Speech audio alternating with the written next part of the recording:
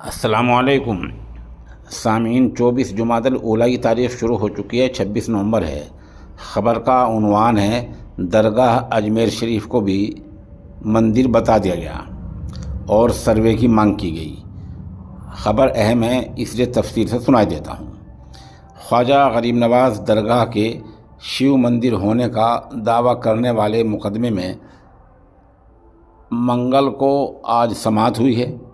ہندو سینا کی طرف سے درگاہ کی جگہ بھگوان شیو کا مندر ہونے کا دعویٰ کیا گیا تھا، جس میں ایک خاص کتاب کو ثبوت کے طور پر پیش کیا گیا۔ 1910 میں شائع ہونے والی اس کتاب میں یہ دعویٰ کیا گیا ہے کہ وہاں ہندو مندر تھا۔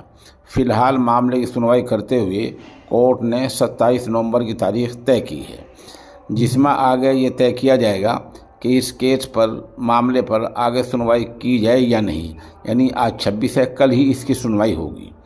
ہندو فریق کی طرف سے ASI یعنی محکمہ آثار قدیمہ کے سروے کی مانگ کی گئی ہے۔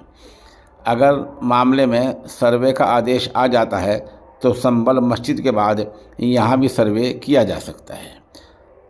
اجمیر خواجہ غریب نواز رحمۃ اللہ علیہ کی درگاہ کو شیو مندر بتانے کا دعویٰ کے معاملے میں آج منگل کے دن اجمیر سول نیالے میں سماعت ہوئی ہے، جہاں عدالت نے معاملہ چلنے اور نہیں چلنے کو لے کر 27 نومبر کی تاریخ طے کی ہے۔ یعنی کل عدالت یہ طے کرے گی کہ خواجہ معین الدین چشتی رحمۃ اللہ علیہ اجمیری کی جو درگاہ ہے اس کے معاملے میں، سروے کے معاملے میں آگے سنوائی کی جائے یا نہ کی جائے۔